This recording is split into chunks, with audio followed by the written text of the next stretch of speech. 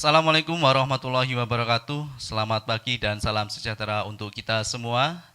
Puji syukur marilah kita panjatkan kehadirat Tuhan Yang Maha Esa yang telah memberikan kesempatan dan kesehatan kepada kita semua untuk berkumpul bersama dalam acara kelas ekspor impor episode 12 dengan tema menjadi pengusaha fasilitas kemudahan impor tujuan ekspor.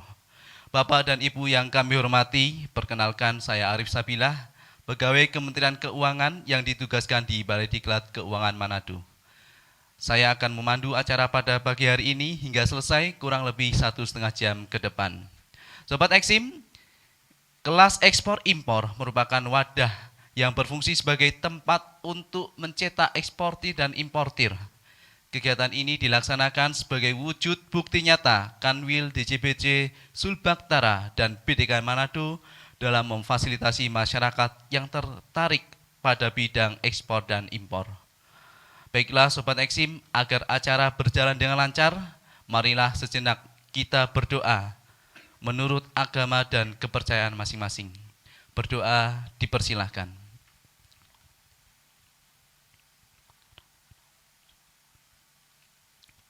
Berdoa selesai.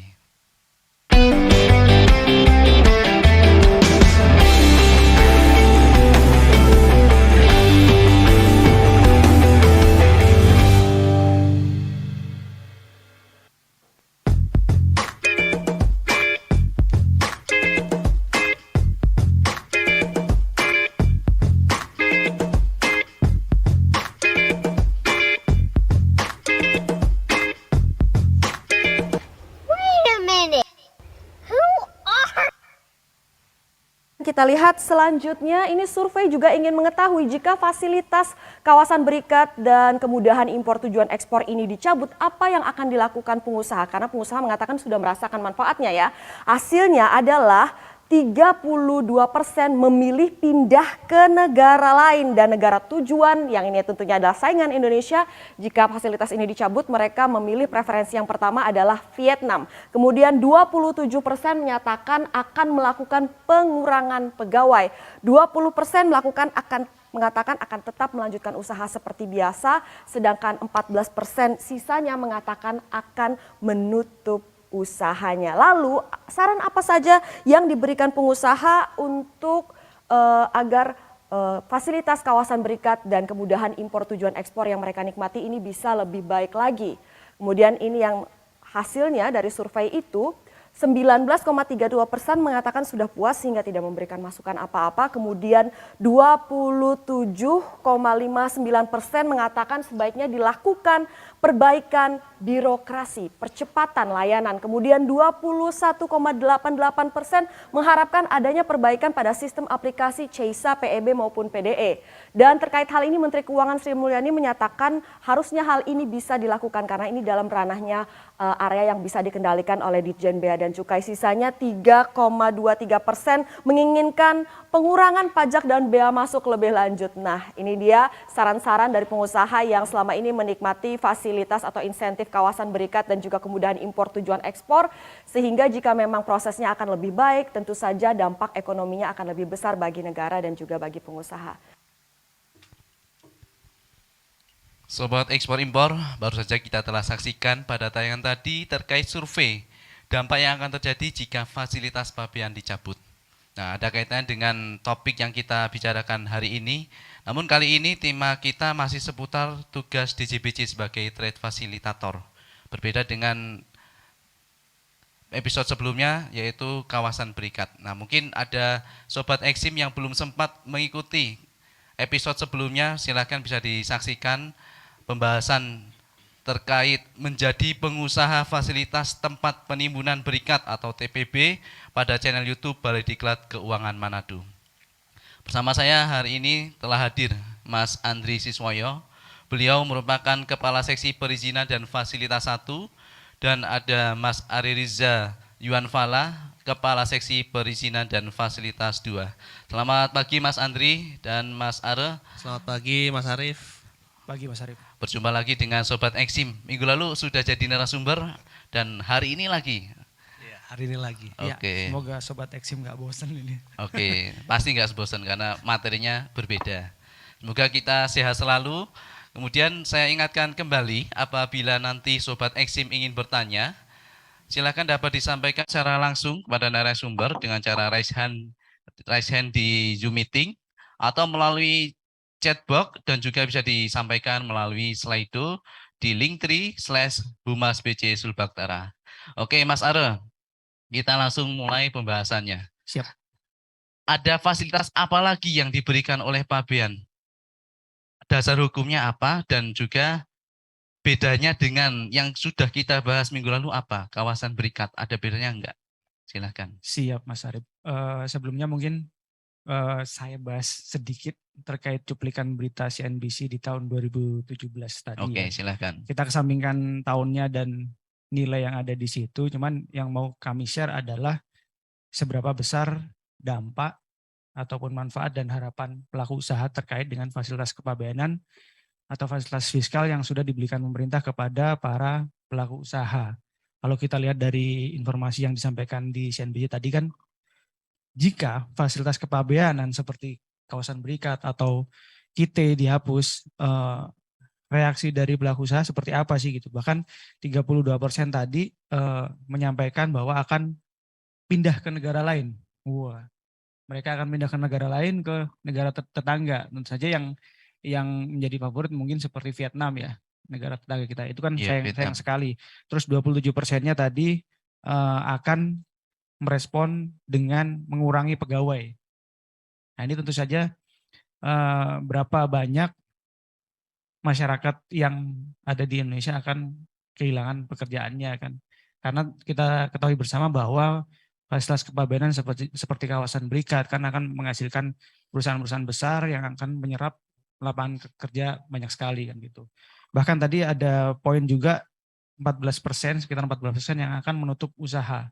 Jadi kita bisa melihat bahwa fasilitas kepabeanan yang sudah diberikan negara kepada para pelaku usaha ini efeknya sangat luar biasa.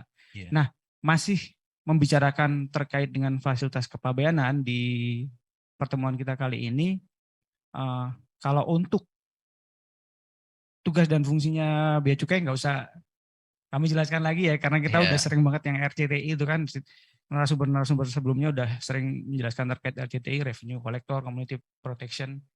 Kita masih membicarakan terkait trade facilitator atau upaya pemerintah dengan memberikan fasilitas perdagangan melalui berbagai upaya strategis. Nah, untuk kali ini kita akan bicarakan kemudahan impor tujuan ekspor. Berbeda dengan yang sudah kami bicarakan minggu kemarin terkait TPB atau kawasan berikat ya. Untuk KIT ini dasar hukumnya sesuai di Undang-Undang Kepabeanan atau Undang-Undang Nomor 17 Tahun 2006 ada di pasal 26 ayat 1 huruf K, yaitu terkait dengan kurang lebihnya gini, terkait dengan pembebasan bea masuk atas barang dan bahan yang diimpor untuk kemudian diolah, dirakit dan dipasangkan dengan barang lain dengan tujuan akhir dari barang hasil produksinya adalah untuk diekspor. Intinya namanya juga kemudahan impor tujuan ekspor. Jadi orientasinya 100% harus diekspor, seperti itu. Yeah. Nah, kemudian apa saja sih yang didapatkan dari fasilitas KIT ini atau fasilitas fiskalnya apa? Agak berbeda dengan kawasan berikat yang kita bahas minggu kemarin. Maaf. Kita bahas minggu kemarin, kalau untuk KIT ini fasilitas fiskalnya adalah mendapatkan pembebasan bea masuk dan tidak dipungut PPN. Kalau di kawasan berikat kemarin kan bea masuknya ditangguhkan, kemudian PDRI-nya atau PPN dan PPh-nya itu tidak dipungut. Kalau di fasilitas KIT pembebasan, ini bea masuknya dibebaskan, kemudian untuk PPN-nya tidak dipungut, seperti itu. Oke, berarti fasilitas ini dimaksud adalah KIT tadi ya? Betul, KIT. Lalu ada berapa macam KIT itu? Boleh dijelaskan Mas Are? Untuk jenisnya dari fasilitas KIT ini ada 2. kita pembebasan dan kita pengembalian. Namun yang terbaru kemarin peraturannya mulai dari 2019 itu ada namanya kita IKM. Mungkin di awal ini bisa kita bahas dulu terkait kita pembebasan dan kita pengembalian dulu mungkin. Oke, fokus kedua itu ya. Silakan dijelaskan Mas Are. Videonya Oh, atau video dulu atau saya jelaskan dulu? jelaskan sebentar dulu. Oh, siap. Oke. Kalau untuk kita pembebasan, seperti yang saya sampaikan tadi, prinsipnya perusahaan akan mendapatkan pembebasan bea masuk dan tidak dipungut PPN untuk barang-barang yang atau barang atau bahan yang diimpor yang kemudian diolah, dirakit, dipasangkan dan hasil produksinya ini ditujukan untuk ekspor. Nah, terkait dengan perbedaannya dengan kita pengembalian, kalau kita pembebasan tadi itu kan maksudnya dibebaskan tetapi dengan menggunakan jaminan. Kalau kita pengembalian ini dibayar dulu. Jadi bea masuknya dibayar dulu, PDR-nya dibayar dulu, nanti ketika barang hasil produksinya diekspor, nanti bisa mendapatkan pengembalian bea masuknya. Jadi bea masuk yang sudah dibayarkan di awal nanti mendapatkan dikembalikan lagi, intinya seperti Kembali itu. lagi, oke. Siap. Ngomong-ngomong terkait kite kalau bahasa Inggris itu ada yang mirip dengan kite tulisannya, yaitu layang-layang, kite. Nah, boleh kita tonton dulu video terkait kite ataupun kite yang dimaksud, silahkan.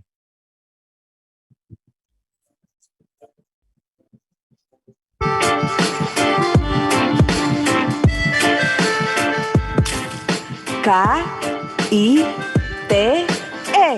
Kebanyakan orang membacanya sebagai kite, layang-layang.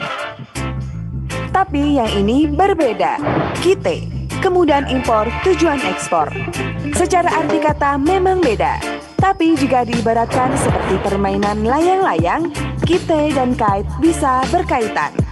Kita umpamakan saja bahwa layang-layang adalah perusahaan dan langit adalah pasar internasional dan fasilitas kita adalah angin yang siap meniupkan layang-layang agar berhembus dan membumbung lebih tinggi. Suatu negara tidak dapat memenuhi semua kebutuhannya sendiri. Untuk itulah terdapat transaksi impor dan ekspor antar negara. Di Indonesia sendiri, ekspor masih bergantung pada komoditi di sektor pertambangan, minyak dan gas, pertanian, dan perkebunan. Sehingga perlu mendorong sumber dari sektor lain, salah satunya industri manufaktur. Tapi, masalahnya, banyak bahan baku industri manufaktur yang masih harus diimpor, belum lagi perusahaan harus membayar bea masuk dan pajak dalam rangka impor. Aduh, pusing. Eits, tenang. Pemerintah, dalam hal ini Kementerian Keuangan melalui Direktorat Jenderal Bea dan Cukai, telah mengeluarkan kebijakan berupa fasilitas fiskal kepada perusahaan manufaktur yang berorientasi ekspor, yaitu kite pembebasan dan kite pengembalian. Untuk kite pembebasan, perusahaan akan dibebaskan dari pembayaran bea masuk dan tidak dipungut pajak pertambahan nilai atau pajak pertambahan nilai dan pajak penjualan atas barang mewah. Sedangkan untuk fasilitas kite pengembalian, perusahaan yang sudah mengekspor hasil produksinya dapat memperoleh pengembalian atas bea masuk yang telah dibayarkan pada saat impor. Ada banyak manfaat yang didapat dari fasilitas kite ini. Apa saja? Ini diantaranya. Yang pertama, cash flow perusahaan yang semakin lancar. Yang kedua, biaya produksi yang lebih efisien. Yang ketiga, harga jual akan lebih kompetitif. Dan yang keempat, ekspor akan meningkat. Jadi, jika perusahaan Anda industri manufaktur, bahan bakunya impor, memasarkan produksinya ke pasar luar negeri, ingin mendapatkan pembebasan atau pengembalian bea masuk dan tidak dipungut PPN atau PPNBM, tidak ingin direpotkan dengan izin pembatasan impor, ingin prosedur yang mudah, dan pelayanan serba cepat dan paperless, kita solusinya. Tunggu. Paperless? Ya, benar, paperless. Nggak ada lagi tuh proses pemberian dokumen-dokumen bertumpuk, apalagi sampai bolak-balik ke kantor cuma buat urus dokumen. Dengan fasilitas kita yang sekarang, semua menjadi paperless, lebih efisien dan efektif. Sekarang, untuk mendapatkan izin KITE sangatlah mudah. Melalui sistem Indonesia National Single Window, terintegrasi online single submission, Anda bisa mendapatkannya hanya dalam waktu 3 hari plus 1 jam. Untuk portal pengguna jasa pun, sudah tersedia untuk memudahkan perusahaan dalam memenuhi kewajiban sebagai perusahaan fasilitas KITE, seperti penyampaian konversi, penyampaian pertanggungjawaban KITE pembebasan, penyampaian permintaan pengembalian bea masuk KITE pengembalian, juga memudahkan untuk monitoring PIB maupun PEP. Dengan adanya fasilitas KITE, pertumbuhan ekonomi tidak hanya terjadi dalam skala mikro, tapi jauh lebih besar daripada itu, yakni dalam skala makro. KITE telah memberikan manfaat besar berupa peningkatan ekspor dan investasi bagi sektor industri, penerimaan pajak bagi negara, dan penyerapan tenaga kerja bagi masyarakat luas. Selain itu, KITE menjadi angin penggerak perekonomian bagi lingkungan sekitar mulai dari usaha transportasi, perdagangan, makanan dan minuman, serta akomodasi. Mari kita bersama-sama terbangkan layang-layang untuk bisa mewarnai langit membumbung tinggi ke seluruh dunia. Bersama membangun ekonomi Indonesia, Bea Cukai makin baik.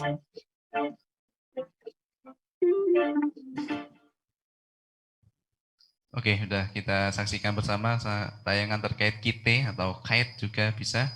Ada hubungannya antara layang-layang dengan KITE tadi. Nah, Mas Are, ngomong-ngomong KITE di Sulawesi Utara ini sudah ada yang memanfaatkan atau belum sih? Boleh ditampilkan mungkin datanya atau gambarannya? Ada datanya.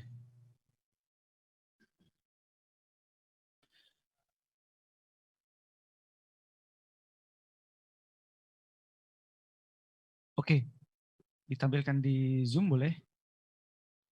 Ini untuk data per 31 Maret 2021.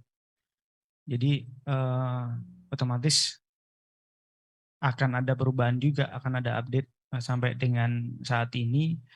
Intinya untuk yang mendapatkan fasilitas KITE ini ada 262 perusahaan, dan kalau Mas Arief menanyakan fokusnya di Sulawesi Utara, atau kalau kami kan Kanwil Sulbaktara ya, Sulawesi bagian utara, di Kanwil kami per data 2021 memang masih ada satu perusahaan yang mendapatkan fasilitas KITE, tepatnya KITE pembebasan. Namun per saat ini perusahaan tersebut sudah beralih fasilitasnya menjadi kawasan berikat. Jadi kebetulan untuk saat ini, per sekarang ini, perusahaan yang menerima atau mendapatkan fasilitas KITE di Sulawesi Utara sudah tidak ada. Karena sudah berganti menjadi KB perusahaannya. Oke, berarti sementara ini masih belum ada lagi yang memanfaatkannya ya? Belum Oke. ada lagi. Nah, sekarang kita ke Mas Andri. Ngomong-ngomong terkait KITE tadi, tidak semua perusahaan otomatis jadi KITE begitu kan? Nah, ada kriteria-kriteria apa saja yang bisa perusahaan tersebut bisa mendapatkan fasilitas KITE? Ya baik Mas Arief. Kriteria untuk mendapatkan fasilitas KITE itu ada 4. Pertama itu ada bidang usahanya itu harus merupakan industri yang bergerak di sektor manufaktur. Artinya ada kegiatan pengolahan di dalamnya. Kemudian kriteria yang kedua, memiliki atau menguasai lokasi minimal 3 tahun. Kemudian kriteria berikutnya adalah memiliki sistem pengendalian internal yang memadai. Serta kriteria yang keempat, perusahaan harus mendayaguna sistem IT inventory yang dapat diakses oleh petugas Bea dan Cukai secara online. Kurang lebih 4 kriteria itu, Mas Arief. Oh iya, hanya 4 kriteria. Nah, tadi di video sudah disampaikan bahwa sekarang ini untuk pengajuan tidak perlu repot-repot ke kantor bolak-balik atau istilahnya paperless lewat INSW. Nah, kemudian apa saja syarat yang harus disampaikan ketika pengajuan atau perizinan tadi? Ya, memang persyaratannya ada beberapa, Mas. Pertama itu perusahaan harus memiliki NIB, nomor identitas berusaha. atau kemudian juga ada dokumen IUI, izin usaha industri, serta SPI atau sistem pengendalian internal.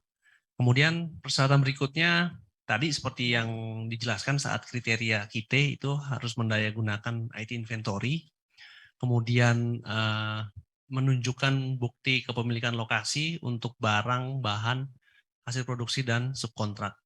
Kemudian nanti ada juga persyaratan berupa penyampaian data keuangan, tenaga kerja, serta Key Performance Index. Serta nanti di persyaratan yang terakhir itu ada kesiapan untuk dilakukan cek lokasi dan melakukan presentasi di kantor wilayah. Ya, sudah dijelaskan kriterianya apa saja, kemudian syarat-syaratnya. Kemudian Mas Are, untuk alur proses perizinannya seperti apa bisa digambarkan. Kemudian tadi total waktu yang diperlukan berapa lama? Siap. Untuk proses perizinan KITE ini bagaimana? Jadi pelaku usaha bisa mengajukan permohonan secara elektronik atau tertulis. Kalau elektronik seperti yang dijelaskan Pak Andri tadi melalui portal INSW. Jadi mengajukan permohonan melalui portal INSW, kemudian kantor Bea Cukai yang mengawasi lokasi pabrik, dijelaskan mengawasi lokasi pabrik dengan volume impor tertinggi. Mungkin bisa saya contohkan untuk perusahaan yang ada di Bitung, kalau Sulawesi Utara ya ada Bitung, mungkin di situ ada kantor Bea Cukai Bitung. Jadi mengajukan permohonan elektronik ke kantor Bea Cukai Bitung, kemudian kantor Bea Cukai tersebut akan melakukan pemeriksaan dokumen dan lokasi. Setelah dilakukan pemeriksaan dokumen dan lokasi, nantinya teman-teman dari kantor Bea Cukai Bitung akan menerbitkan berita acara pemeriksaan. Nah, ini jangka waktunya 3 hari. Tadi kan dijelaskan 3 plus 3 hari kerja plus 1 jam ya. Nah, proses di kantor pelayanan ini 3 hari. Jadi proses pemeriksaan dokumen, kemudian pemeriksaan lokasinya dan bikin berita acara pemeriksaan ini 3 hari. Setelah dibikin berita acara pemeriksaan tepatnya, kemudian langkah berikutnya akan diteruskan atau dilanjutkan ke Kanwil. Ke Kanwil, kalau di dalam hal ini berarti Kanwil Bea Cukai Sulawesi bagian utara. Nah, nanti oleh Kanwil perusahaan akan diundang untuk dilakukan pemaparan proses bisnis dan kriteria. Jadi perusahaan menjelaskan nih proses bisnisnya seperti apa, kemudian yang dimaksud kriteria ini salah satunya sistem yang dipakai, sistem pencatatan persediaan dia seperti apa. Kan tadi seperti kita simak bersama bahwa ada kewajiban terkait dengan IT inventory kan, nah, perusahaan. Dan nanti dipaparkan semuanya. Untuk pemaparannya ini harus melibatkan direksi dari perusahaan. Jadi unsur pimpinannya harus dilibatkan juga di situ. Kemudian setelah dipaparan atau setelah pemaparan, nanti ini yang masuk janji layanan kami juga. Jadi kalau di kantor pelayanan tadi 3 hari, itu janji layanannya. Kalau di tempat kami di Kanwil, janji layanannya adalah 1 jam. Jadi setelah pemaparan, 1 jam dari pemaparan harus sudah ada keputusannya, disetujui atau ditolak. Seperti itu. Nah, jika disetujui nanti akan diterbitkan skep KITE-nya. Seperti itu, Mas Arif. 3 hari kerja plus 1 jam. Waktu Betul. yang singkat ya, tidak terlalu lama. Kemudian ini sudah ada yang bertanya terkait kriteria. Adakah kriteria barang yang diimpor dalam KITE pembebasan? Mungkin bisa dijawab terlebih dahulu. Ya, baik. Untuk Mas Septian ya, Mas atau Pak nih, mohon maaf saya nggak tahu. Jadi kriteria barang yang diimpor dalam KITE itu sesuai definisinya, dia itu barang atau bahan yang nantinya akan diolah, dirakit atau digabungkan untuk kemudian diekspor. Itu saja sih. Nah, cuma yang membedakan secara prinsip dengan kawasan berikat adalah kalau KITE pembebasan atau KITE pengembalian itu fasilitas yang diberikan tidak mencakup barang modal, mesin dan lain-lain itu tidak di cover, tidak mendapatkan fasilitas. Beda kalau di KB. Kalau di KB kan fasilitasnya termasuk lengkap ya, all in. Artinya barang modal, peralatan perkantoran pun dapat fasilitas. Tapi kalau di KITE memang hanya barang dan bahan saja. Ya, barang dan bahan yang nantinya akan diolah. Kurang lebih seperti itu. Mungkin ada tambahan dari Pak Arek. Ya betul tadi yang disampaikan Pak Andri, mungkin tambahannya barang dan bahan terkait hasil produksi dia, bahan pengemas ya. Jadi bahan baku, bahan penolong, bahan pengemas juga bisa mendapatkan fasilitas kita dan barang contoh mungkin, tapi dengan jumlah-jumlah tertentu yang wajar kan gitu. Kalau barang contoh tapi satu karton atau satu truk ya itu udah jualan namanya kan. Iya, jualan. Gitu. Ya, Jadi bedanya tadi ya sudah disampaikan Pak Andri, kalau untuk di KB memang lebih luas. Di kawasan berikat memang lebih luas. Jadi sampai barang modal, barang peralatan kantor mendapatkan fasilitas fiskal. Tapi kalau di fasilitas kita enggak. Gitu. oke. Masih berkaitan dengan tadi. Ada pertanyaan lagi dari ETA KPP Serpong. Adakah standar sistem yang harus dibuat perusahaan dalam pemaparannya? Kriteria atau penilaian seperti apa yang dipakai Bea Cukai untuk menilai paparan dari pemohon KIT tersebut? Ada standarnya enggak? Baik. Kalau untuk terkait sistem yang dipakai perusahaan, ini kaitannya dengan IT inventory Iya. atau kebutuhan Bea Cukai juga kan. Justru kalau di Bea Cukai ini ada namanya 4 kategori, kategori A, B, C, dan D. Yang paling atas otomatis kategori A. Kategori A itu apa? Jadi dia memiliki sistem pencatatan persediaan berbasis komputer, dan itu dia memiliki hanya satu sistem. Nanti IT inventory-nya ini merupakan subsistem dari sistem tersebut, jadi satu sistem. Nah itu yang kita lihat juga ketika perusahaan mempresentasikan pencatatan persediaannya dengan satu sistem itu, dan satu sistem itu bisa mempresentasikan seluruh pencatatan persediaan yang ada di perusahaan, pasti akan nilainya akan tinggi. Jadi terkait dengan persediaan barang, kemudian accounting-nya, kalau semuanya terkoneksi atau terintegrasi di satu sistem itu, otomatis akan mendapatkan nilai tinggi dari Bea Cukai. Otomatis secara keputusannya ya kemungkinan besarnya ya perusahaan ini udah bagus kan gitu, udah bagus berarti diterima fasilitasnya seperti itu. Kalau untuk A, B, C, dan D yang paling bawah otomatis D. D ini pencatatannya masih manual. Kalau manual ya otomatis belum bisa diberikan fasilitas kepabeanan kan gitu. Karena ini kan terkait atau menyoal fasilitas ya, fasilitas fiskal yang begitu besar gitu. Jadi kalau perusahaannya untuk pencatatannya masih amburadul, masih kurang bagus, otomatis kita ragu juga untuk memberikan fasilitas itu kepada perusahaan tersebut. Oke.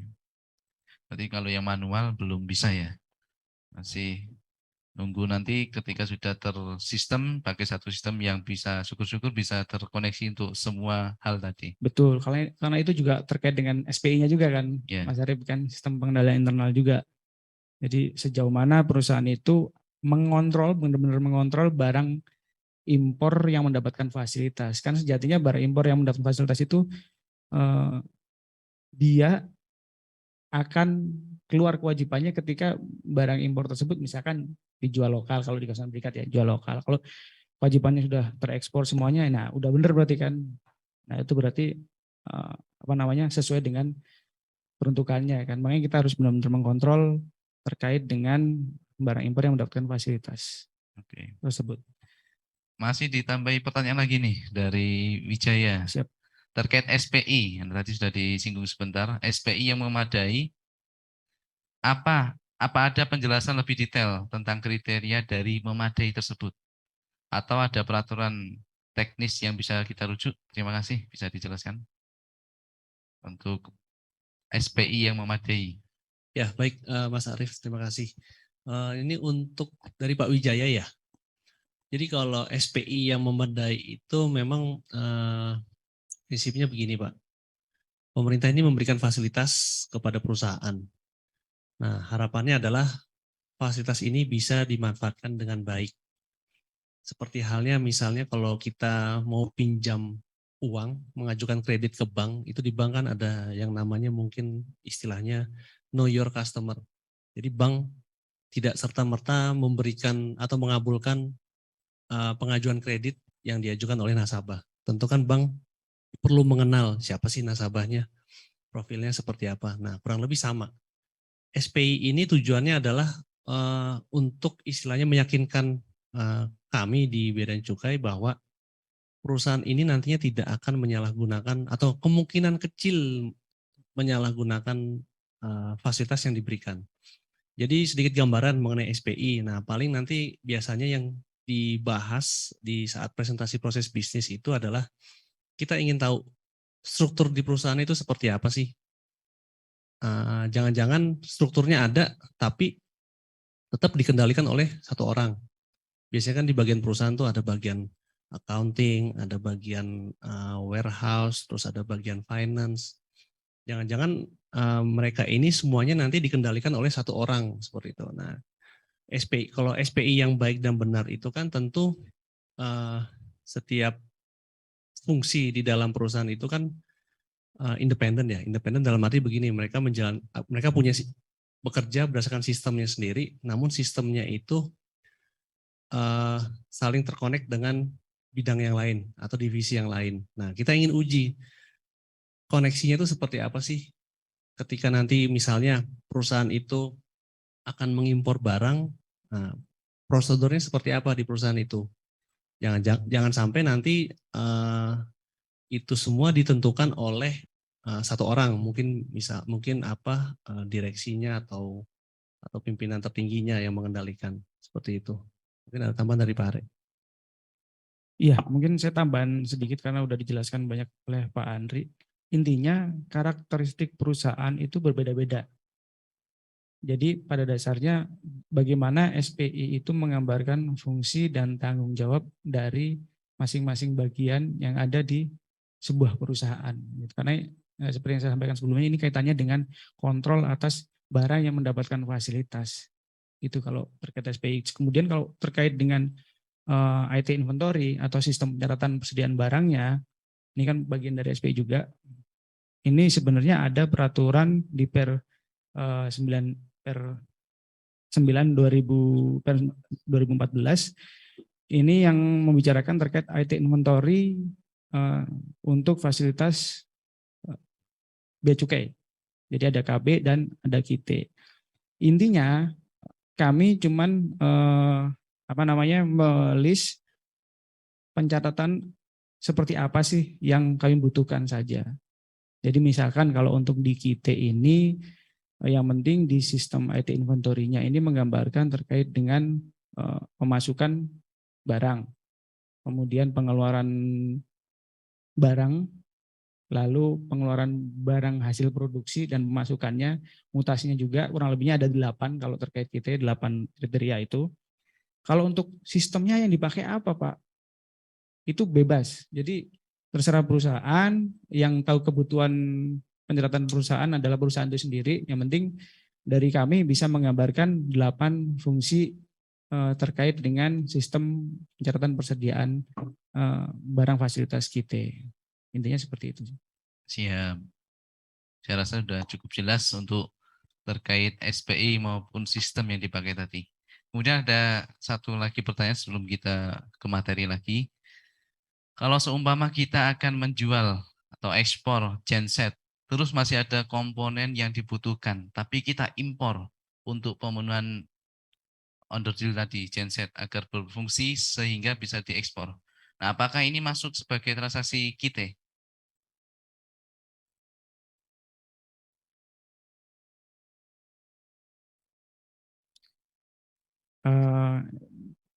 Yang saya cerna berarti dia perusahaan manufacturing genset gitu ya. Iya.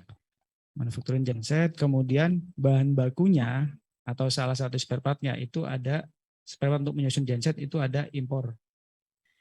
Impor salah satu spare part untuk menyusun genset itu. Nah, dari pemahaman sekilas ini untuk barang yang diimpor tersebut bisa mendapatkan fasilitas KIT. Asal barang tersebut benar-benar bagian dari genset itu ya. Jadi sesuai definisi kita tadi kan barang itu diolah, dirakit atau dipasangkan dengan barang lain kan gitu. Jadi barang yang diimpor itu bisa mendapatkan fasilitas KIT. Oke. Yang penting sepanjang tadi, barang itu diekspor ya. Setelah akhirnya diekspor. Memang keperluannya untuk diekspor, maka bisa dapat fasilitas KIT. Oke, kita lanjut ke materi Pak Andri, Mas Andri. Tadi bagi perusahaan yang sudah dapat fasilitas KIT, apakah kemudian ada ketentuan khusus atau ada kewajiban-kewajiban yang harus dilaksanakan terhadap perusahaan tersebut? Ya, jadi ada 4 kewajiban Mas Arief yang harus dipenuhi oleh perusahaan yang mendapatkan fasilitas KIT. Yang pertama itu tadi sudah dijelaskan sebelumnya, harus mendayagunakan sistem IT inventory yang sesuai dengan ketentuan. Jadi sistem IT inventory ini maksudnya apa sih? Jadi sistem IT inventory ini adalah laporan pencatatan atau penatausahaan barang di perusahaan, tapi hanya mencakup barang-barang yang mendapatkan fasilitas saja, seperti itu. Misalnya barangnya diimpor 1.000, kemudian diolah 500. Berarti kan di gudang itu tersisa 500 selisihnya kan. Nah, pencatatan ini harus tergambarkan dengan baik di sistem IT inventory. Jadi karena kan nanti di KIT itu petugas tidak ada penempatan petugas ya, seperti halnya kawasan berikat. Nah, jadi nanti petugas bea dan cukai di kantor wilayah itu bisa ngecek sesekali melalui sistem. Benar nggak pencatatannya, sesuai nggak? Jangan-jangan nanti masuk 1.000, keluar 400, tapi pencatatannya ngawur. Jadi di gudang mungkin tersisa 200. Nah, selisihnya yang lain itu kemana kan, seperti itu. Karena di KIT itu yang harus diperhatikan juga adalah ada yang namanya pencatatan konversi barang. Jadi misalnya kalau membuat suatu barang itu misalnya air mineral ini ya, ini kan komponennya air putih sama plastik. Berapa banyak air sih yang dibutuhkan atau yang terkandung di dalam satu botol itu? Termasuk juga berapa banyak kandungan plastiknya untuk membuat satu botol. Kemudian yang kedua itu penatausahaan barang KIT, itu sama juga Pak, terkait dengan IT inventory. Jadi memang penatausahaan barangnya harus baik. Kemudian yang ketiga itu perusahaan harus menyampaikan laporan keuangan, serta yang keempat laporan dampak ekonomi. Jadi kalau laporan keuangan itu apa sih yang diteliti? Mungkin begini, kalau perusahaan itu mengekspor kan artinya perusahaan itu menjual, dia mendapatkan keuntungan. Nah, keuntungan itu tertuang nggak atau tergambarkan nggak sih di laporan keuangan? Karena kan di laporan keuangan itu kelihatan ya, ada penjualan segala macam. Nah, itu sesuai atau enggak?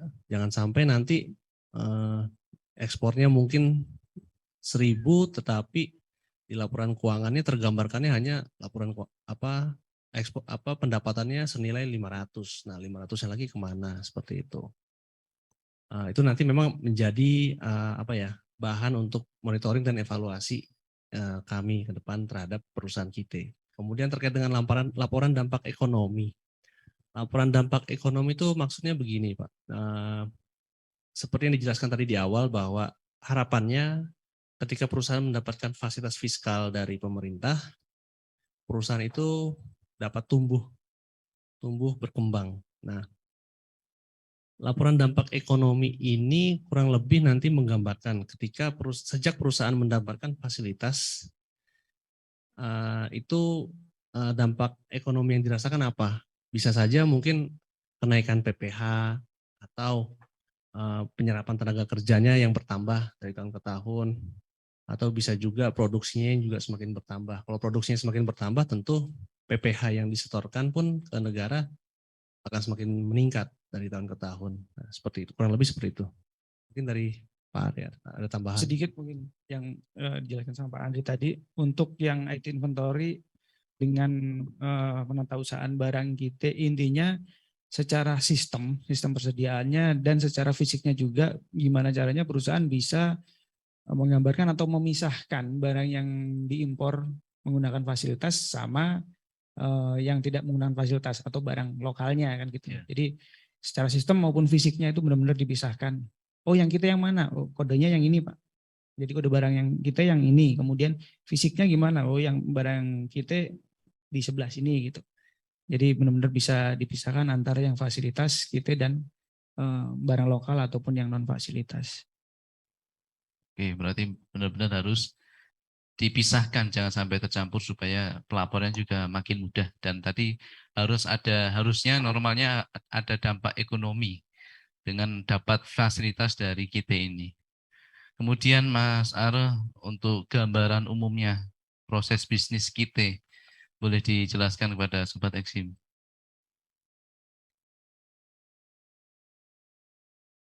Kalau untuk proses bisnis kita ngomongin kita pembebasan dulu ya. Kita pembebasan ini intinya untuk bahan atau barang yang diimpor ini mendapatkan fasilitas pembebasan bea masuk, tapi ada periodenya juga. Jadi periodenya itu adalah 12 bulan, paling lama 12 bulan untuk dilakukan realisasi ekspor. Hitungannya dari mana? Terhitung sejak tanggal pendaftaran PIB atau sejak tanggal barang itu masuk di Indonesia atau diimpor. Jadi kan otomatis menggunakan PIB ya. Jadi sejak dari tanggal PIB itu paling lama 12 bulan harus sudah diekspor. Tapi memungkinkan juga lebih dari 12 bulan. Misalkan untuk yang memiliki masa produksinya memang lebih dari 12 bulan. Nah, ini harus lapor dulu, harus seizin dengan kepala kantor. Barang-barang apa aja sih yang mungkin bisa mendapatkan perpanjangan untuk lebih dari 12 bulan. Nah, kalau secara aturannya yang pertama barang yang dapat diperpanjang lebih dari 12 bulan adalah barang yang mendapatkan penundaan ekspor dari pembeli. Kan memungkinkan tuh kita punya buyer, lalu bayarnya jangan diekspor dulu kan gitu. Jadi ditunda dulu. Nah, itu atas alasan-alasan tersebut bisa dilakukan perpanjangan waktunya. Kemudian sisa barang dan bahan yang karena adanya batasan minimal pembelian sehingga belum dapat diproduksi. Nah, ini juga nggak apa-apa, lapor aja ke Bea Cukai, nanti akan mendapatkan perpanjangan waktu. Kemudian bisa juga adanya keadaan kahar atau force major ya, misalkan banjir atau kebakaran misalnya disebutkan, jadi hal-hal tertentu itu juga pasti akan dipertimbangkan untuk mendapatkan perpanjangan waktu. Bisa jadi juga adanya pembatalan ekspor atau ganti pembeli nih, itu juga bisa. Kemudian kondisi lain yang berdasarkan manajemen risiko dan pertimbangan tertentu dari kantor wilayah yang mengawasi perusahaan kita. Nah, untuk perpanjangannya sampai berapa lama tuh? Perpanjangannya bisa sampai dengan paling lama 12 bulan berdasarkan persetujuan dari dirjen atau pejabat yang ditunjuk. Nah, untuk pengajuan perpanjangannya juga otomatis sebelum periode 12 bulannya berakhir. Jadi misalkan impor Januari, kemudian ya Desember atau November itu udah mengajukan perpanjangan ke kantor Bea Cukai. Itu Mas Arif. Oke, penjelasan tadi apakah sudah bisa menjawab terkait pertanyaan dari Mas Septian ini? Berapa lama jangka waktu berlaku fasilitas KIT pembebasan yang diberikan Bea Cukai kepada perusahaan? Apa boleh lebih dari setahun? Sudah menjawabnya tadi? Oh, udah ada yang nanya itu ya. Siap. Ya, oke. Sudah terjawab berarti. Kemudian tadi juga disebutkan ada fasilitas KIT pengembalian. Nah, bisa dijelaskan Mas Andri, apakah proses bisnisnya sama atau beda? Ya, baik. Terima kasih Mas Arief. Jadi memang kurang lebih sama. Cuma yang membedakan begini, kalau di pembebasan itu pemberian fasilitasnya di depan, tapi memang perusahaan harus menyerahkan jaminan. Jadi fasilitasnya diberikan di depan, tapi ada kewajiban. Nanti hasil produksinya harus diekspor. Nah, kalau kita pengembalian itu bedanya begini. Ketika impor, perusahaan itu membayar dulu bea masuknya. Nah, nanti ketika hasil produksinya, katakanlah 6 bulan kemudian hasil produksinya diekspor, nah maka perusahaan itu bisa mengajukan permohonan pengembalian atas bea masuk yang dilunasi atau yang dibayar dulu saat impor. Itu saja perbedaannya. Nah, kalau secara prosedur memang sama, kurang lebih ada juga yang namanya periode periode KIT ya. Jadi ekspor itu harus dilakukan paling lama dalam waktu 12 bulan sejak tanggal impor. Lebih dari 12 bulan itu kalau untuk masa produksinya memang membutuhkan waktu lebih dari 12 bulan. Tapi prinsipnya diberikan dulu 12 bulan, nanti kalau memang untuk memproduksi suatu barang itu butuh waktu lebih dari 12 bulan, bisa mengajukan perpanjangan. Kurang lebih seperti itu, tapi untuk yang lain-lainnya sama. Memang secara prinsip yang membedakan adalah yaitu tadi, cut off pemberian fasilitasnya. Mungkin ada tambahan dari Pak Are.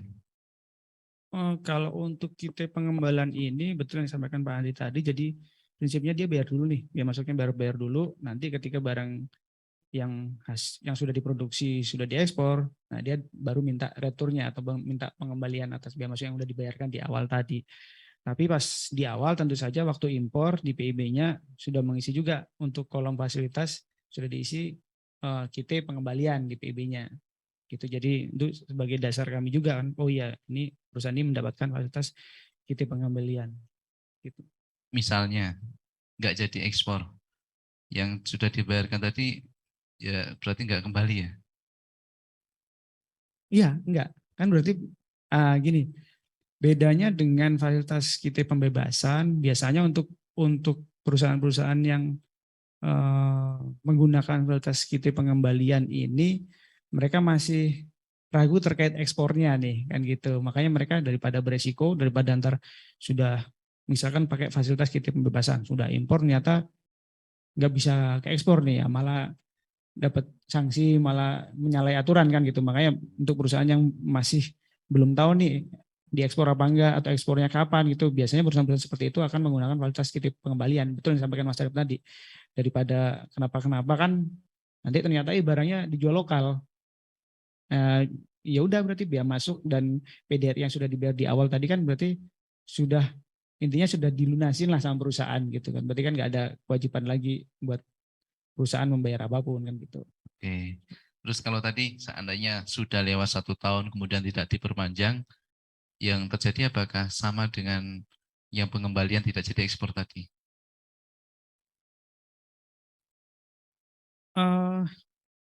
Gimana Mas? Kalau sudah lewat 1 tahun, misalnya yang fasilitas kita pembebasan, kemudian tidak diperpanjang dan tidak ekspor, ada sanksinya apa? Ada sanksinya. Jadi secara logikanya, ini kita pembebasan berarti ya, kan diwajibkan ekspor selama setahun ya atau 12 bulan.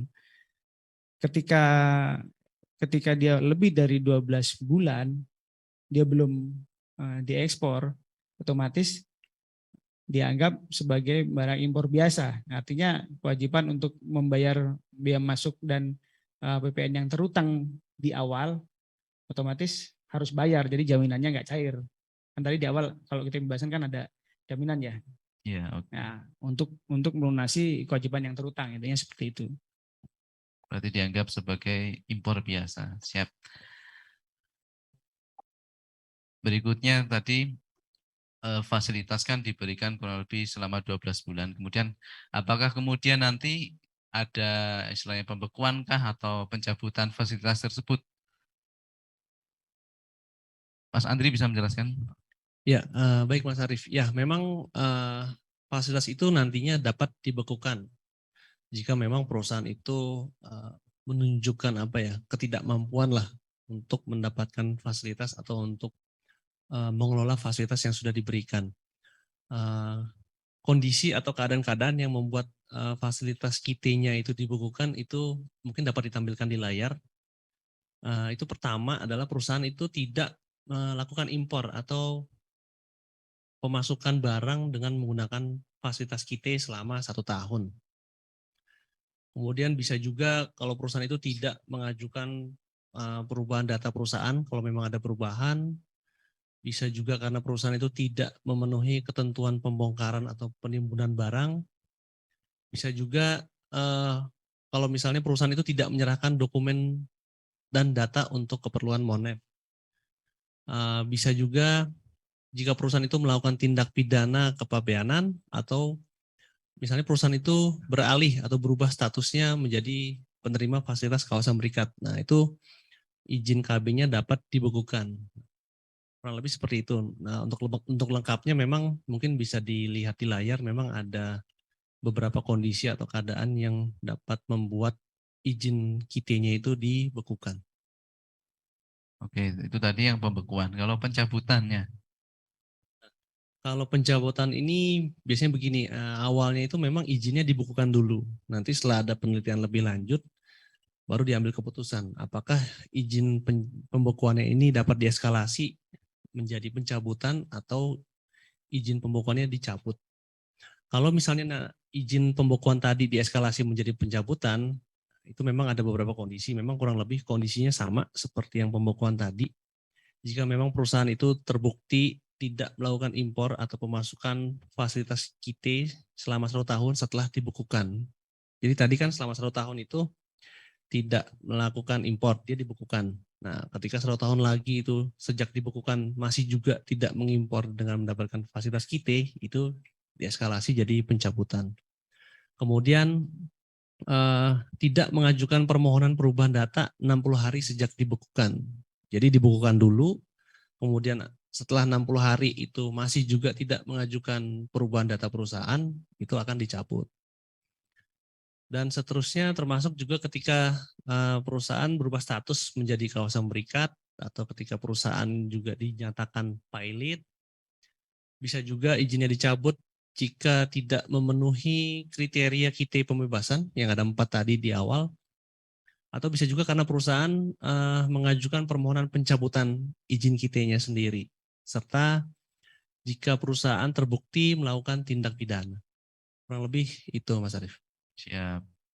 Tadi sudah disampaikan terkait penjelasan dari awal, kemudian kriteria, syarat, kemudian proses bisnisnya sampai pencabutan. Nah, sebelum kita beralih ke berikutnya, ini ada pertanyaan yang mungkin bisa dijawab terlebih dahulu dari Bapak Alphonse, PT Energi. Apakah perusahaan dapat mengimpor dengan memanfaatkan fasilitas KIT untuk semua jenis barang? Kalau sepenangkapan saya misalnya manufacturing satu produk, tapi impornya barang-barang lain juga diimpor dengan memanfaatkan fasilitas KIT, apakah bisa? Barang-barang seperti apa ini Mas Arif? Karena yang basicnya yang bisa diimpor terkait fasilitas kita adalah barang dan bahan penolong, barang, bahan baku, bahan penolong atau bahan pengemas yang semuanya masih terkait dengan proses produksi atau kegiatan produksi sebuah perusahaan. Barang contoh juga bisa. Jadi kalau barang modal itu nggak bisa. Jadi apakah semua jenis barang? Ya barang-barang yang terkait dengan produksinya aja. Terlebih lagi ya nggak semua jenis barang juga. Terlebih lagi barang yang mendapatkan lartas misalkan atau barang yang dilarang untuk diimpor otomatis nggak bisa juga mendapatkan fasilitas kan. Oke, sudah jelas saya rasa. Kemudian fasilitas KIT ini apakah hanya bisa dimanfaatkan oleh perusahaan-perusahaan besar? Ini juga pertanyaan dari Mila Astuti. Apakah pengusaha UMKM atau pengusaha IKM juga mendapatkan fasilitas KIT? Kalau sekarang kan banyak produk-produk mereka yang kelasnya sudah bisa ekspor dan mungkin juga sudah melakukan ekspor. Nah, Mas Ara, apa ada fasilitas khusus untuk IKM? Betul, yang seperti saya bilang di awal pertemuan kita saat ini, bahwa memang ada fasilitas KIT untuk IKM. Nah, ini di latar belakangnya oleh pemerintah atau presiden waktu itu 2017 kalau nggak salah, sampai akhirnya ditindaklanjuti dan keluar PMK-nya atau Peraturan Menteri Keuangan nomor 110 2019. Ini yang mengatur terkait dengan fasilitas KIT IKM atau industri kecil menengah. Prinsipnya sama dengan fasilitas KIT, yaitu mendapatkan bebasan biaya masuk dan BPN-nya tidak dipungut. Tapi ini khusus untuk atau menyasar ke pelaku usaha yang bergerak di sektor IKM. Jadi nggak cuma industri besar aja, industri orientasi ekspor yang besar-besar gitu kan. Kalau industri orientasi ekspor yang besar-besar kan bisa mendapatkan KIT, pembebasan, pengembalian atau kawasan berikat ya. Yeah. Nah, ini industri IKM pun bisa mendapatkan fasilitas KITE, namanya fasilitas KITE IKM. Tentu saja untuk IKM yang berorientasi ekspor ya. Mungkin boleh ditayangkan dulu video terkait KITE IKM. Silakan operator. Di Indonesia, usaha mikro kecil dan menengah atau UMKM telah menyumbang 57% PDB dan menyerap 97% tenaga kerja lokal. Namun, kontribusi UMKM terhadap ekspor nasional masih rendah, yaitu hanya sekitar 16%. Hal ini berbeda dengan UMKM di negara-negara Asia Pasifik yang berkontribusi lebih tinggi terhadap ekspor. Pemerintah Republik Indonesia memiliki target untuk meningkatkan ekspor hingga 3 kali lipat di tahun 2019. Maka diperlukan peningkatan dan perluasan pasar ekspor, salah satunya dari usaha kecil dan menengah di sektor industri manufaktur atau IKM. Berbagai masalah dan kendala masih kerap melanda IKM Indonesia sehingga sulit untuk berkembang.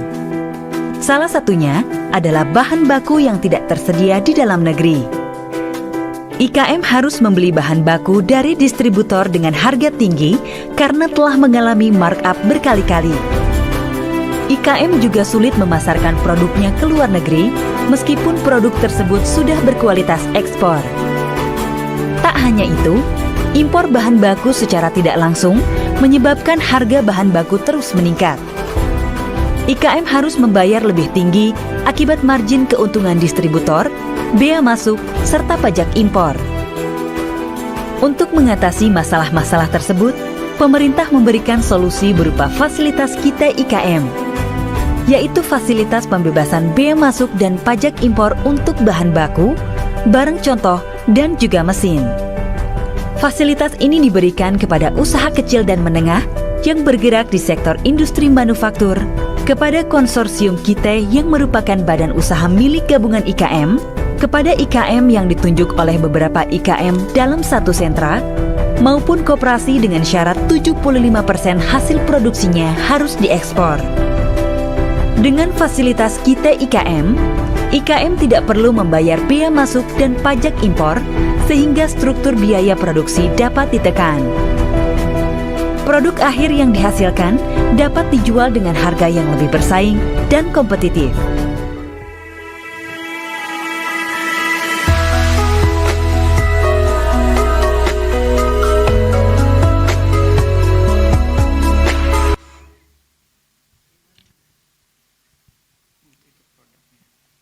Oke, sudah kita saksikan bersama terkait KITE IKM.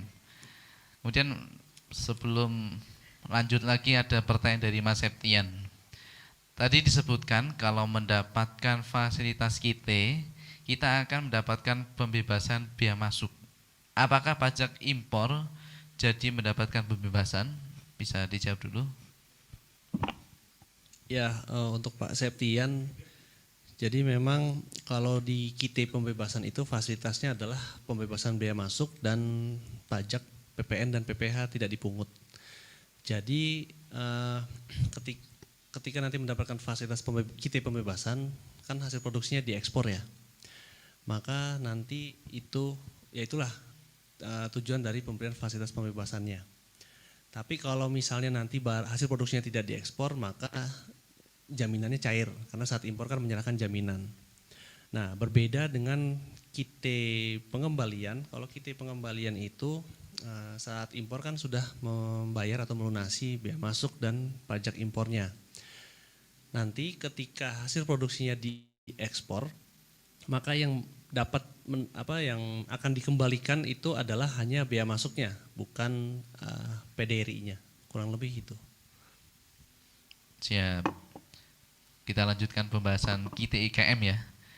Tadi sudah disampaikan cuplikan video. Nah, bedanya apa sih terkait KITE IKM dengan KITE yang sudah dijelaskan sebelumnya tadi?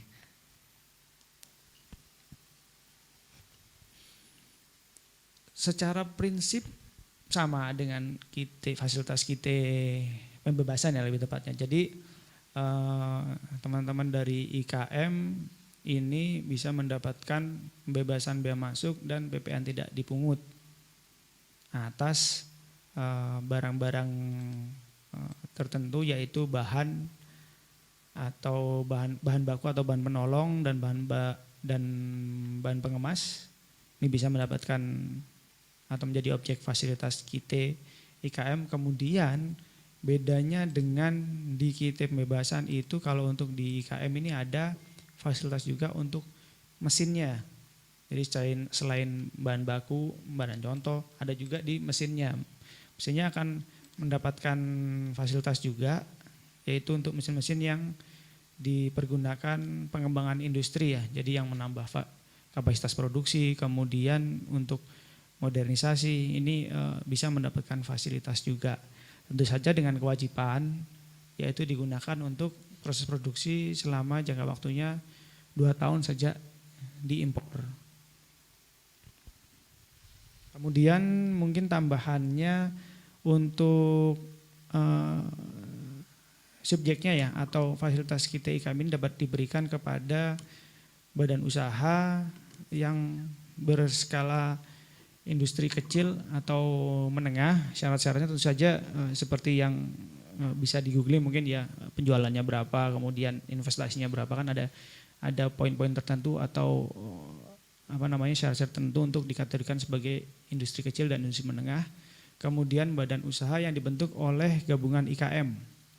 Kemudian IKM yang ditunjuk oleh beberapa IKM dalam satu sentra dan koperasi. Mungkin yang dimaksud bisa diartikan sebagai konsorsium IKM atau yang akan mendapatkan fasilitas KIT IKM tersebut. Kemudian kurang lebih seperti itu, Mas. Iya, untuk mendapatkan perizinan atau pengajuan perizinan fasilitas KIT IKM, apakah sama dengan yang KIT pembebasan maupun pengembalian? Tadi kalau di KIT sebelumnya 3 hari kerja per 1 jam. Nah di sini untuk KIT IKM apakah sama persis atau ada bedanya sedikit? Oh iya, ada yang membedakan juga. Kalau untuk di KIT IKM ini permohonannya masih sama, jadi elektronik atau tertulis melalui NSW juga ke kantor Bea Cukai yang mengawasi. Misalkan sama ya, seperti tadi kita contohkan kantor Bea Cukai Bitung gitu ya. Jadi diajukan melalui portal NSW ke kantor Bea Cukai mengawasi atau kantor Bea Cukai Bitung. Kemudian selanjutnya masih sama, akan dilakukan pemeriksaan dokumen dan lokasi dan dibuat berita acara pemeriksaan. Ini jangka waktunya 3 hari kerja. 3 hari kerjanya sejak tanggal kesiapan IKM untuk pemeriksaan lokasi dan saat permohonan. Nah, setelah dilakukan pemeriksaan, dokumennya, kemudian lokasinya, dan sudah dibikin berita acara pemeriksaan, selanjutnya adalah proses pemaparan probis atau proses bisnis dan kriteria oleh pimpinan badan usaha tersebut. Ini masih di kantor Bea Cukai yang mengawasi. Nah, bedanya adalah kapan bisa dikeluarkan hasilnya atau keputusannya, disetujui atau ditolak. Nah ini kalau yang tadi di kantor wilayah yang kita pembebasan ya, itu di kantor wilayah 1 jam kan setelah presentasi. Nah kalau ini persetujuan atau penolakannya paling lama 1 hari kerja setelah berita acara pemeriksaan lokasi. Kita ngomongnya kalau disetujui ya. Kalau disetujui nantinya akan mendapatkan atau perusahaan tersebut akan mendapatkan skep KIT IKM. Kemudian juga akan diserahkan sistem aplikasi atau modul KIT IKM. Jadi nanti dioperasikan oleh teman-teman pelaku usaha. Ya, hampir sama dengan pengajuan perizinan KIT sebelumnya tadi. Hampir sama, mungkin agak sedikit dipermudah lah intinya. Iya. Yang otomatis syarat-syarat dokumen yang harus dilengkapi juga kalau IKM nggak seribet industri besar pastinya. Boleh dijelaskan untuk persyaratan apa saja yang dilengkapi ketika pengajuan perizinan? Ya, Mas Arief, terima kasih. Jadi kalau untuk KIT IKM itu memang ada beberapa persyaratan. Pertama adalah memiliki izin usaha industri atau dokumen sejenis. Bisa juga berupa tanda daftar industri. Kemudian ada laporan keuangan tahun terakhir, pembukuan atau pencatatan keuangan lainnya jika diperlukan. Kemudian ada surat pernyataan tentang kesediaan dan kemampuan mendayagunakan aplikasi atau modul KITE IKM. Kemudian menunjukkan sertifikat atau bukti sewa tempat ya, minimal 2 tahun. Kemudian sudah memiliki NPWP dan sudah menyampaikan SPT PPH wajib pajak badan tahun terakhir. Kemudian menunjukkan NPWP penanggung jawab badan usaha, kartu identitas penanggung jawab badan usaha, rencana produksi yang di situ di dalamnya tergambarkan alur produksi, daftar bahan baku, daftar hasil produksi, dan daftar subkontraktor jika memang ada pekerjaan subkonnya. Kemudian menyampaikan surat pernyataan yang ditandasakan oleh notaris yang pada intinya menyatakan bahwa penanggung jawab akan bertanggung jawab atas penyalahgunaan fasilitas. Jika terdapat penyalahgunaan fasilitas ya, harapannya tentu tidak. Serta ada pernyataan bahwa perusahaan atau penerima fasilitas KITE IKM itu bukan merupakan anak atau cabang dari perusahaan. Kemudian yang terakhir menunjukkan atau melakukan pemaparan proses bisnis dan gambaran umum terkait dengan jumlah investasi, tenaga kerja, aset utang, dan permodalan. Kurang lebih itu Mas Arif. Siap. Dokumen-dokumen sudah dijelaskan. Nah, tadi di KITE sebelumnya juga ada kemungkinan bisa dicabut atau dibekukan. Untuk IKM apa juga berlaku seperti itu?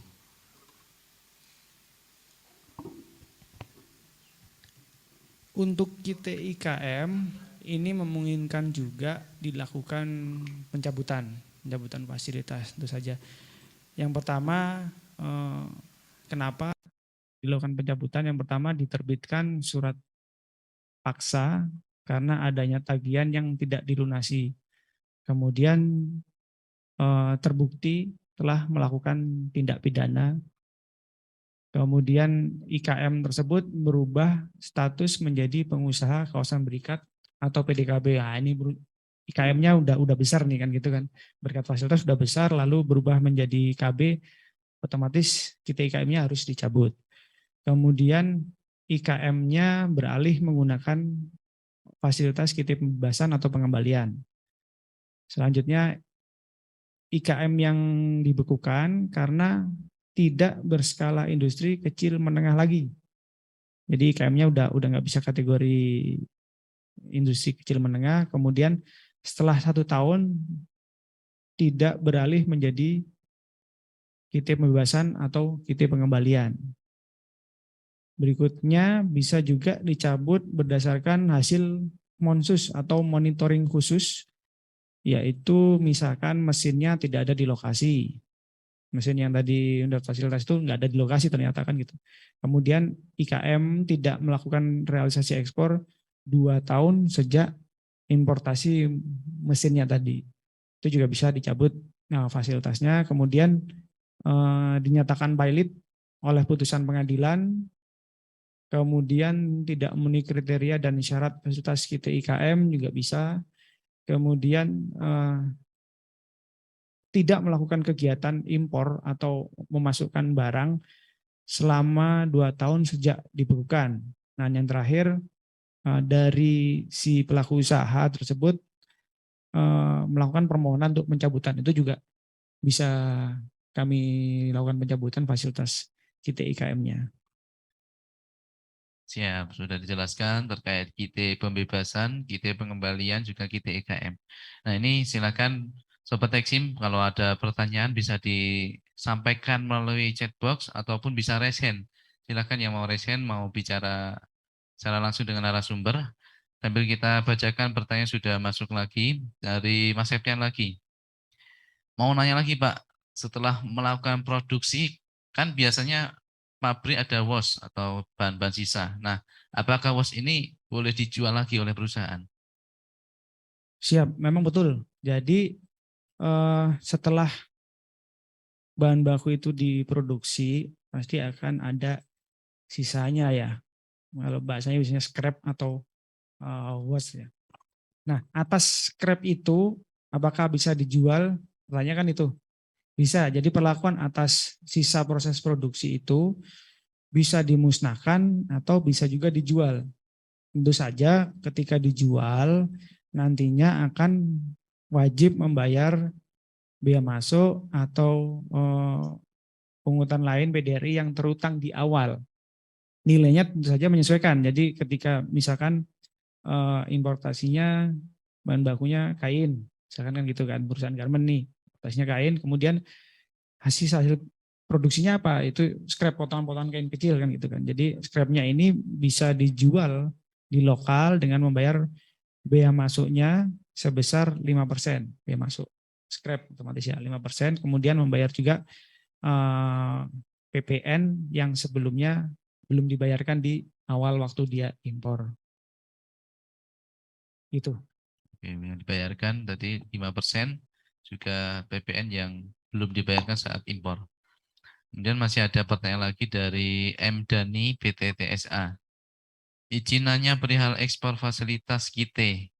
Untuk sekarang prosedur LPBC masih tetap atau sudah diganti aturan yang baru?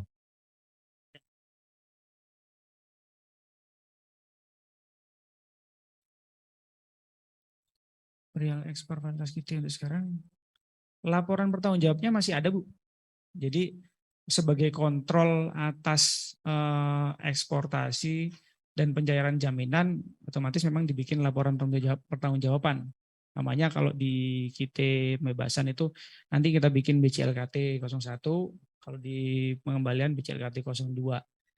Intinya untuk kontrolnya Mas Arif. Jadi barang yang diimpor di awal tadi kan mendapatkan pembebasan biaya masuk dan tidak dipungut PPN ya. Kan pakai jaminan tuh.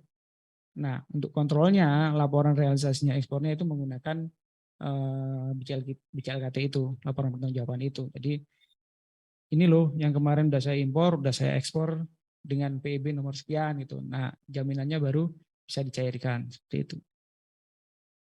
Oke. Silakan Sobat Eksim, jika masih ada yang ingin ditanyakan lagi bisa raise hand secara langsung atau bisa lewat chat di Zoom. Sambil menunggu mungkin barangkali masih ada tambahan dari Mas Andri, Mas Are.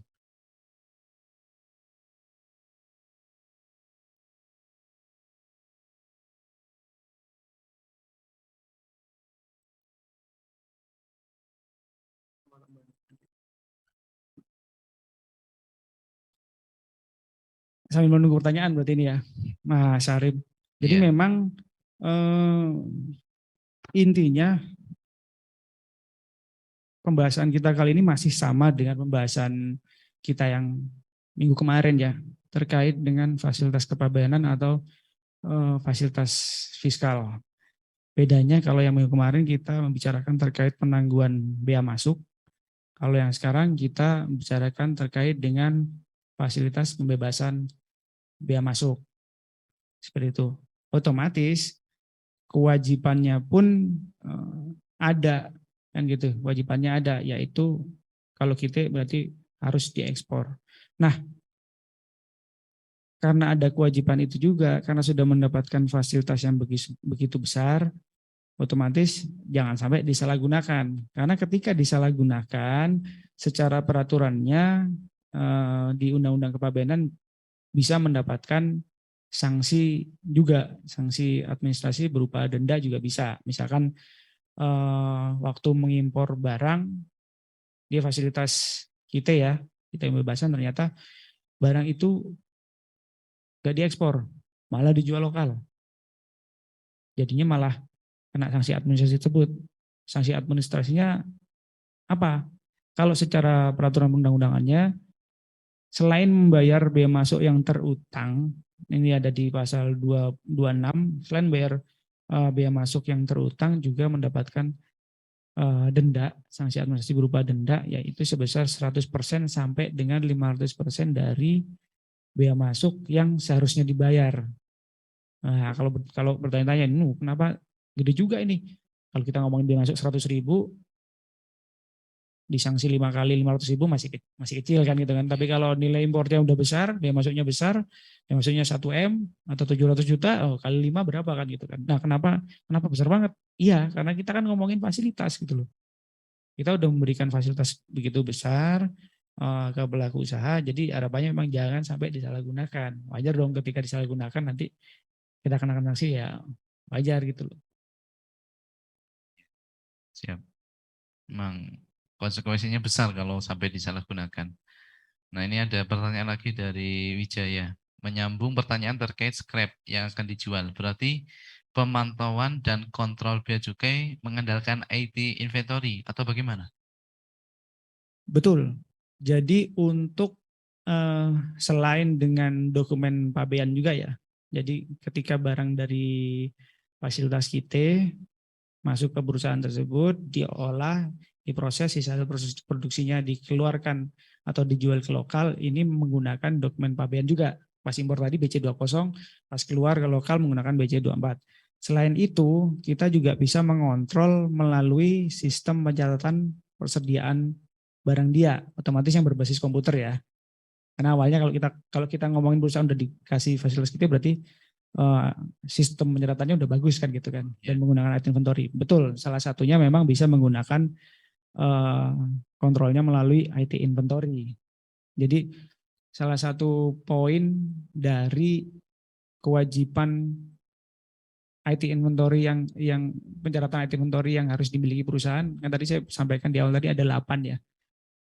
Pencatatan atas barang masuk, bahan baku masuk, bahan baku keluar, terus barang jadi masuk, barang jadi keluar, kemudian subkon, kemudian mutasi bahan baku, mutasi barang jadi, sama ada satu lagi pengeluaran scrap di item inventory. Kan tadi ada 8 ya, 8 menu yang harus dibuat.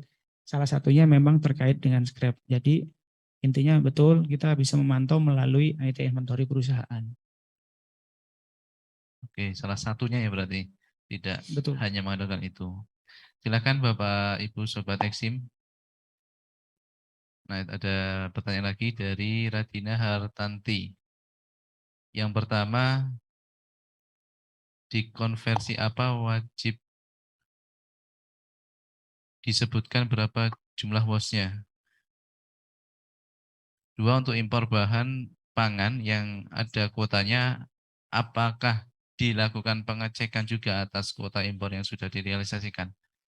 Bisa ditanggapi Mas Ara atau Mas Andri?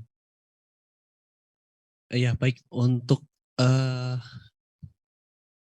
Ibu atau Mbak Radina, untuk yang pertanyaan pertama, di konversi apakah wajib disebutkan berapa jumlah waste-nya? Ya wajib disebutkan Bu, tapi memang mekanismenya itu berdasarkan perkiraan ya. Dan yang lebih tahu itu berapa waste-nya adalah ya perusahaan sendiri.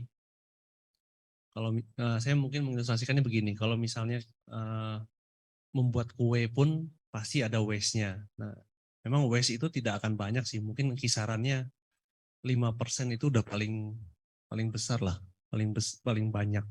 Kalau mungkin lewat dari 5% jumlah waste-nya, ya dimungkinkan juga, cuma apa iya sih jumlah waste-nya itu gede banget.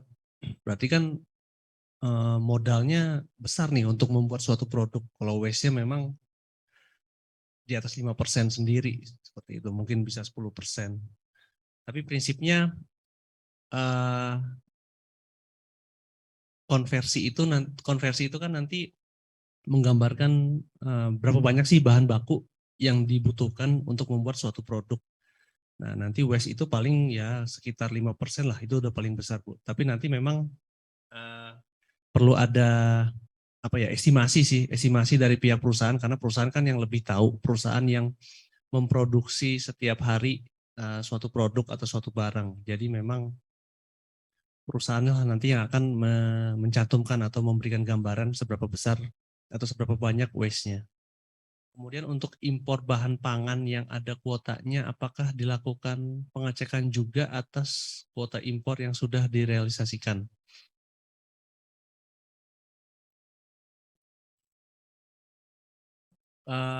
Kalau kuota, ya akan ada pengecekan juga Pak. Berapa banyak yang bisa diimpor. Jadi Jadi kalau untuk kuota impor memang tetap ketentuan impor mengikuti kuota impor yang diperbolehkan seperti itu. Mungkin ada tambahan dari Pak Are?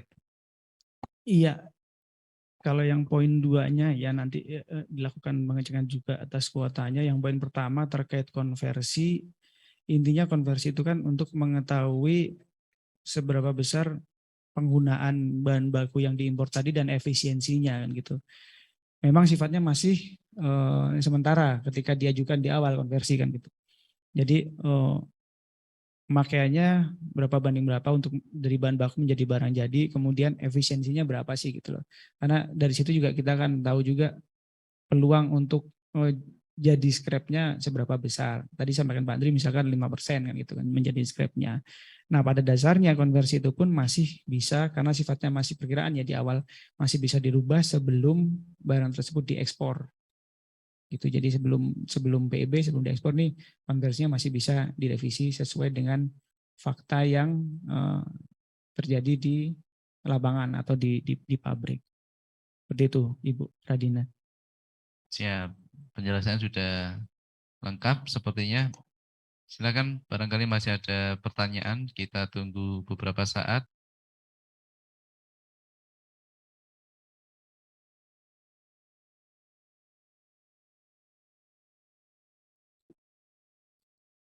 Ada lagi mungkin yang raise hand? Sementara masih belum, waktunya juga ternyata sudah hampir selesai. Karena memang prinsipnya sama ya yang Iya. kita bicarakan pada hari ini sama minggu kemarin kita masih membicarakan terkait dengan fasilitas kepabeanan gitu.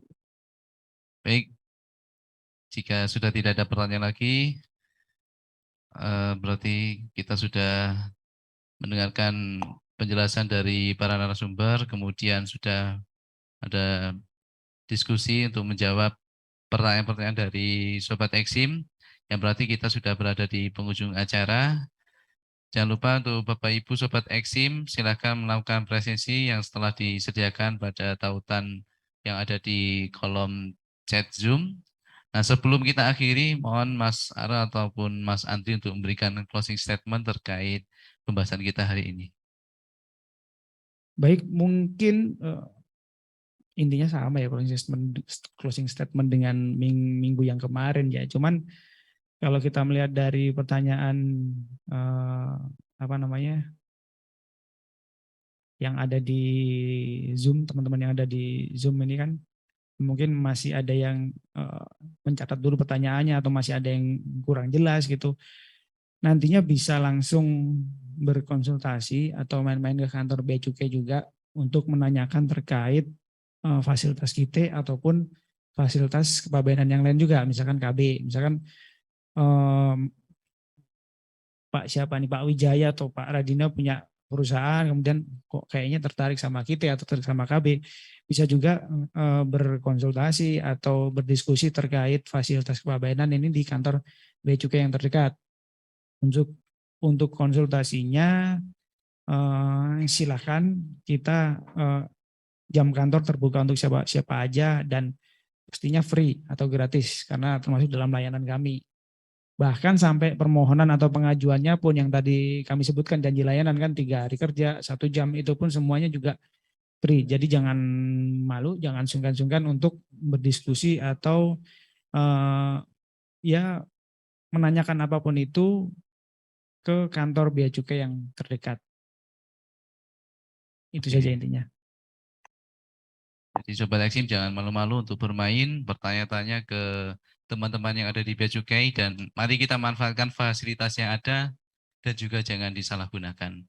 Sobat Eksim, ada apa di episode berikutnya? Mari kita saksikan video teaser berikut ini.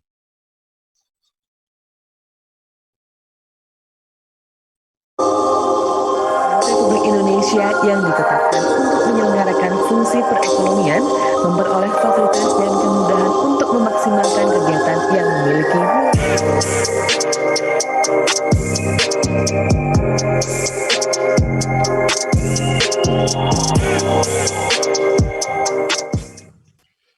Baik, terima kasih Mas Andri, Mas Are telah menjadi narasumber kita hari ini. Terima kasih juga pada Sobat Eksim. Dengan demikian berakhirlah acara kita pada hari ini. Kami mengucapkan terima kasih sebesar-besarnya sekali lagi atas partisipasi dari Bapak Ibu Sobat Eksim. Sekaligus kami memohon maaf apabila terdapat hal-hal yang kurang berkenan selama pelaksanaan acara. Semoga acara ini bermanfaat untuk kita semua. Saya Arif Sabilah, izin undur diri. Sampai jumpa di kelas Eksim episode berikutnya. Selamat siang. Wassalamualaikum warahmatullahi wabarakatuh.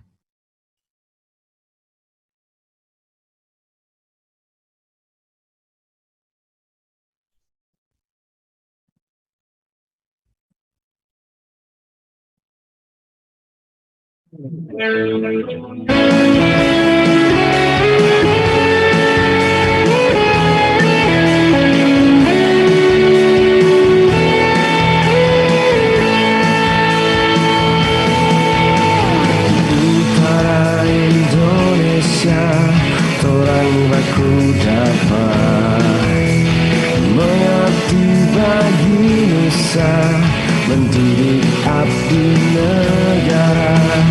Tanah ini melambai, alam sejuk dan damai. Kala canda di muka keuangan negara.